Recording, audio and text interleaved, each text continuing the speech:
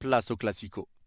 Salut les fraudes, j'espère que vous allez bien. On se retrouve pour une nouvelle vidéo débrief du match entre le FC Barcelone et l'Athletic Bilbao. Victoire 1-0 du FC Barcelone, victoire très importante mais très compliquée avec beaucoup d'absents. On le rappelle, Lewandowski, Pedri, De Jong, etc. C'était quand même très complexe, mais le Barça arrive à remporter ce match. Avant d'en parler, merci à ceux qui sont venus en live pour vivre le match avec nous. On s'est régalé, j'ai commenté le match, on s'est régalé, merci à vous. Et merci à ceux qui prendront 2 secondes pour mettre le petit pouce bleu et le commentaire pour le référencement. Vous êtes les gouts. Et on est tout de suite parti pour ce match, parler de ce match. Et Xavi, déjà pour commencer, a dû faire avec ce qu'il avait. Je l'ai déjà dit, mais je le répète, il y avait pas mal d'absents. Lewandowski, Rafinha, Pedri, De Jong, etc. Donc forcément, c'était compliqué. Plus Lamine Yamal avait eu une gêne face à l'Espagne, donc il n'était pas totalement au mieux de sa forme vu qu'il n'a pas joué du tout pendant la trêve. Pareil pour Araujo qui avait reçu un petit coup, etc. Donc il avait commencé sur le banc. Donc devant, Xavi a dû faire des choix, il a dû bricoler. Et c'est pour ça qu'il a mis Fermin Lopez devant. Et j'ai trouvé que Fermin Lopez était en pointe. Ferran Torres est resté bien à droite. Et Joao Félix était bien sur le côté gauche. Donc Fermin Lopez a joué un petit peu contre nature. C'était 4 milieux de terrain. Mais Fermin Lopez n'était pas à son poste. Et ça explique aussi son match un petit peu délicat. Maintenant, il y a eu 2 mi-temps pour moi. Il y a eu clairement 2 mi-temps. La première mi-temps où ça a été très compliqué pour le Barça et où il y a beaucoup de joueurs qui ont été vraiment pas bons, et la deuxième mi-temps où les choses ont commencé à changer. Et sur cette première mi-temps-là, j'ai trouvé quand même des bonnes nouvelles et des choses rassurantes, comme encore une fois Ter Stegen qui a été très bon, il a fait de gros sauvetages, même sur des occasions hors jeu, mais il a fait des gros sauvetages pour laisser le Barça à 0-0 avant la mi-temps. Plus, il a très bien été aidé par sa défense. Mais Ter Stegen, pour moi, à l'heure où on parle, est le meilleur gardien du monde. Alors, peut y avoir des débats, bien sûr, mais pour moi, à l'heure où on parle, Ter Stegen est le meilleur gardien du monde. Il le prouve bien. À chaque fois, il arrive à sortir tout son corps, à tendre ses pieds, à mettre tout son corps en opposition. Vraiment gros match, encore une fois, de la part de Ter Stegen, qui a bien laissé le Barça en vie en première mi-temps. En deuxième, il n'a pas eu grand-chose à faire, vu que le Barça a plus ultra dominé qu'autre chose. Mais sur la première mi-temps, il laisse clairement le Barça en vie. Derrière la défense, Inigo Martinez, Christensen, les deux ont été solides. Les deux ont été très bons, mais pour moi, c'est surtout Inigo Martinez. Et il faut le dire, les gars, Inigo Martinez, pour moi, a fait un match de grande classe. Il a été très bon, et il y en a qui m'ont demandé pourquoi en live, mais pour moi, dans l'anticipation, c'est souvent lui qui a été présent pour récupérer des ballons qui étaient mis en profondeur pour Nico Williams. Il a été très bon dans ses interceptions, il a été très intelligent dans son placement, pas mal de récupération, des bonnes passes en profondeur. Et ça, il faut le noter aussi, sa qualité de passe, le ballon qu'il met à Ferran Torres pour la barre de Félix, elle est exceptionnelle. Vraiment, pour moi, Inigo Martinez a été très complet aujourd'hui face à son ancien club. Il a été très solide, il a été très intelligent dans son jeu et il faut le souligner, très bon match de la part d'Inigo Martinez, très bien associé avec Christensen qui a été également très solide, rien à dire. Mais par contre, Cancelo sur la première mi-temps et la deuxième, c'est pas le même. C'est pas le même parce que la première mi-temps de Joao Cancelo, c'est très compliqué. Et je pense que c'est lié aussi au fait que l'Athletic Bilbao pressait très haut et le Barça avait du mal à sortir, donc Cancelo perdait pas mal de ballons. Il rendait énormément de ballons, il a rendu beaucoup de ballons à Bilbao, des dégagements ratés, des ballons rentrés de surface, etc.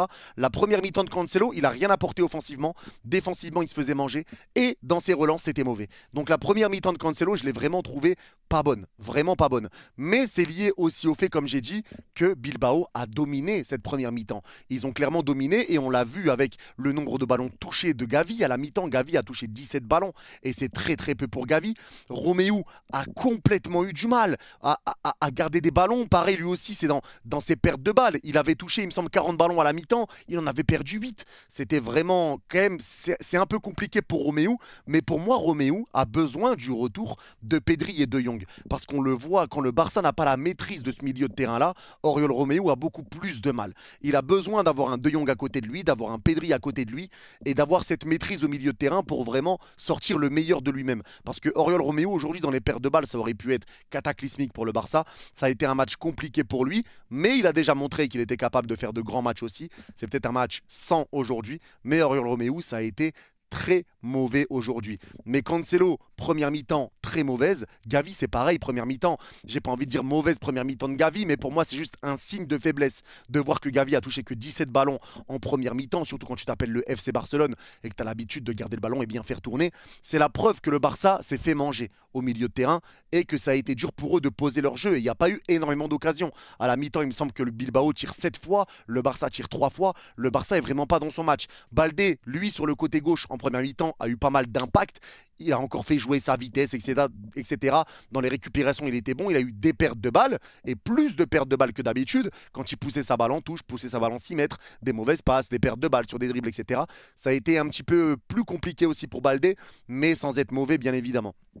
Mais Félix, lui, sur sa première mi-temps, il a été plutôt correct, plutôt solide. Il arrivait quand même à récupérer des ballons. Pour moi, de toute façon, les plus gros dangers venaient de Ferran Torres et de Joao Félix en première mi-temps. Mais Félix a réussi à rester vraiment calme. Il arrivait à donner des bons ballons. Il arrivait à provoquer, à crocheter. Il a eu des pertes de balles aussi. Mais la première mi-temps a été compliquée un petit peu pour tout le monde et Fermin Lopez est passé complètement au travers. Maintenant, on ne peut pas en vouloir à Fermin Lopez, les gars. Il est jeune, il n'était pas à son poste. Xavi était obligé de le mettre à ce poste-là pour essayer de faire quelque chose. Ça a été dur. Fermin a déjà montré son visage et on sait de quoi il est capable. Mais aujourd'hui, pour Fermin Lopez, ça a été très compliqué. Mais je le répète encore une fois, c'est pas de sa faute. Maintenant, sur la deuxième mi-temps, le Barça s'était réveillé. Le Barça a complètement dominé Bilbao et là tout a changé parce que la deuxième mi-temps de Cancelo, c'est exceptionnel. On retrouve le Cancelo avec des passes millimétrées, on retrouve Cancelo avec des accélérations sur le côté, avec des centres, avec des récupérations défensives, des replis rapides. Cancelo, sa deuxième mi-temps n'a rien à voir avec la première. La deuxième mi-temps de Cancelo, ça a été très fort. Très fort, très solide, très bon. Pareil pour Gavi, sa deuxième mi-temps, il touche un petit peu plus de ballons. Le Barça a la domination, donc il récupère plus de ballons. Il met des bons pressings, il donne des très bons ballons. Il a mis des très bonnes passes, Gavi.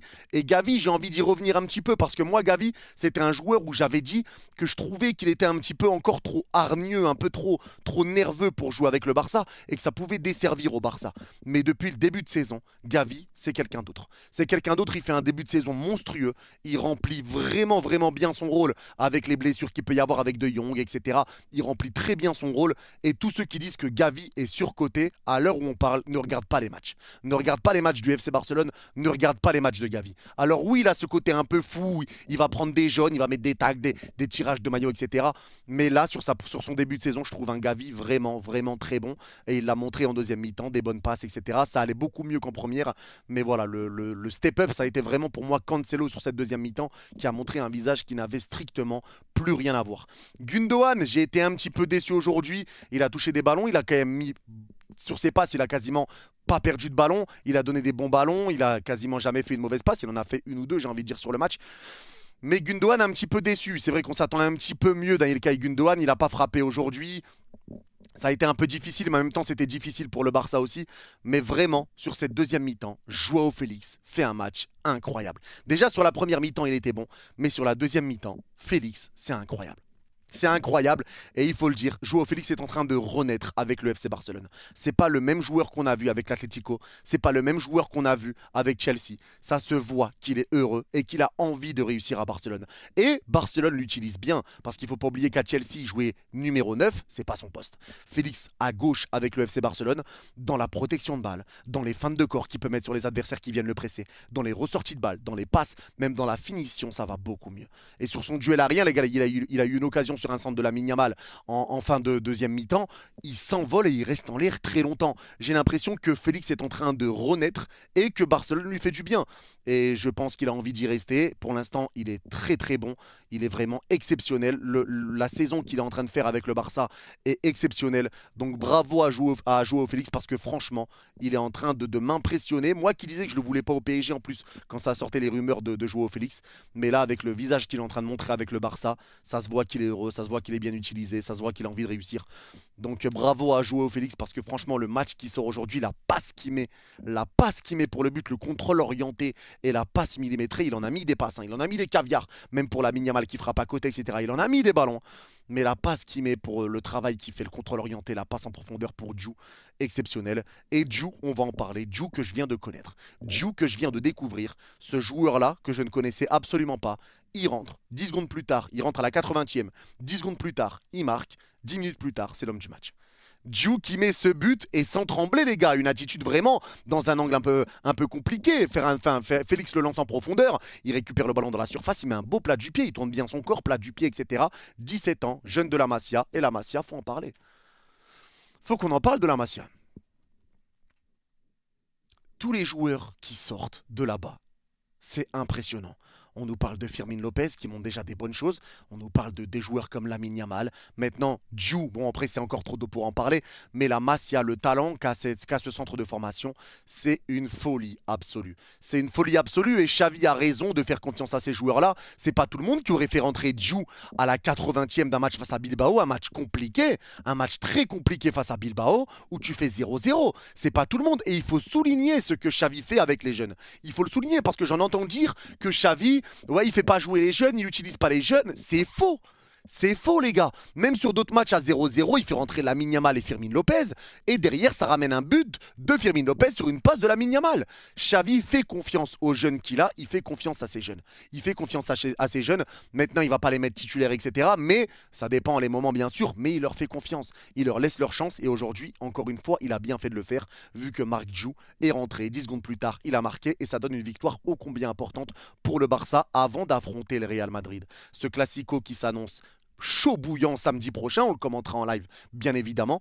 Barça-Real à 16h30, ça va être exceptionnel. Maintenant on verra s'il y aura des absents côté Barça, comment ça va se jouer côté Real, parce que là le Real a 25 points, le Barça en a 24. Il n'y a qu'un point d'écart entre les deux équipes et le match s'annonce incroyable, mais vraiment tout bonnement incroyable. Ça va être une folie furieuse.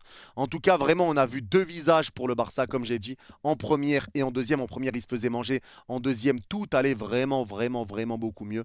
Mais voilà, ça a été un visage un petit peu compliqué pour le Barça face à une belle équipe de Bilbao, hein. Il ne faut pas leur enlever, les gars. Bilbao fait un très bon début de saison. Ils avaient que 4 points de retard sur le Barça. Maintenant, ils en ont 7. Mais ils avaient 4 points de retard sur le Barça. Ils font un début de saison cohérent. 5 victoires, de nul, 2 défaites. C'est pas un adversaire qui est facile à battre. Mais le Barça maintenant continue. Et sur les 4 derniers matchs, le Barça, c'est 4 victoires face à Bilbao et 10-0 sur les 4 matchs. Ils ont gagné 4-0, 4-0, 1-0, je crois, ou 2-0. 4-0, 4-0, 1-0 et encore 1-0. Ce qui fait 0 but encaissé sur 4 matchs contre Bilbao, 10 buts marqués, 4 victoires. Donc voilà, le Barça réussit plutôt bien contre Bilbao. Maintenant, ils ont trouvé la solution à la fin. Ronald Araujo a fait une entrée, une bonne entrée. Pareil, il a fait du bien. Il a dévié pas mal de ballons également sur le peu de minutes qu'il a joué. En tout cas, il a rejoué un peu. Ça va lui faire du bien, à mon avis. C'est lui qui débutera aussi face au Real Madrid. Et Lamine Yamal qui a eu une grosse opportunité de marquer sur une passe justement de Joao Félix où il frappe à côté. Mais Lamine Yamal, c'est pareil dans sa qualité de centre. C'est toujours pareil, lui, dans ses dribbles, dans sa fougue. Il revient beaucoup défendre. Les entrées ont été bonnes. Les entrées ont été bonnes côté Barça. Il faut le dire, Xavi a fait des bons changements. Il a fait des changements intelligents. Et moi, je l'avais annoncé que c'est à partir du moment où Xavi allait enlever ce 4 milieux. Et pour moi, le changement très intelligent, c'est de rentrer Lamine Yamal à la place d'Oriol Romeu. Ce changement-là permet au final d'avoir 3 milieux pour 3 attaquants, de faire redescendre Firmin Lopez. Firmin Lopez qui a été tout de suite plus à l'aise, il récupérait énormément de ballons avec Joao Félix. Les deux verrouillaient vraiment toutes les portes. Ils ont récupéré beaucoup de ballons. Donc voilà, les changements de Xavi ont été vraiment très bons aujourd'hui. Et ça, il faut le dire. Et quand Firmin est repassé au milieu, on a vu aussi un autre visage de Firmin Lopez. Maintenant, l'arbitrage de ce match, ça a été une catastrophe. Et là, loin de moi l'idée de dire que le Barça a volé ou que le Barça s'est fait voler. Le Barça a été nul, l'arbitre a été nul à chier, que ça soit avec Bilbao ou avec le Barça. Il y avait des coups francs H24 qui n'étaient pas donnés, des cartons qui n'étaient pas donnés, des cartons pour Djou, le carton pour Djou qui est un peu, c'est bon, le gars il vient de marquer, il est euphorique, il met un petit tac devant le gardien, il n'y a pas grand chose, tu mets le carton. J'ai trouvé quand même l'arbitrage vraiment ignoble aujourd'hui. Ignoble et dans les deux camps, Là, c'est pas une question de lui, eux ils ont été avantagés dans les deux camps. L'arbitrage, je l'ai trouvé vraiment ignoble. En tout cas, voilà pour mon analyse sur ce match. N'hésitez pas à me dire est-ce que vous êtes d'accord ou pas d'accord en commentaire, sur quoi vous n'êtes pas d'accord, etc. Mais en tout cas, cette victoire va faire énormément de bien à Barcelone avant de jouer le Real Madrid samedi, match qu'on commentera, je le rappelle. Nous, on se revoit sur Twitch ce lundi à 19h pour un petit mode carrière sur FIFA. Et prochain live sur YouTube, c'est mardi. Donc mardi soir, Bayern Galatasaray à 18h, plus multiplex Ligue des Champions le soir. Et mercredi, on est sur Winamax, la chaîne YouTube de Winamax, pour commenter PSG AC Milan. Merci à vous d'avoir suivi cette vidéo. Ceux qui l'ont regardé jusqu'au bout, n'hésitez pas à mettre coucou en commentaire et je comprendrai que vous étiez jusqu'à la fin. Prenez soin de vous et à bientôt. Bye bye.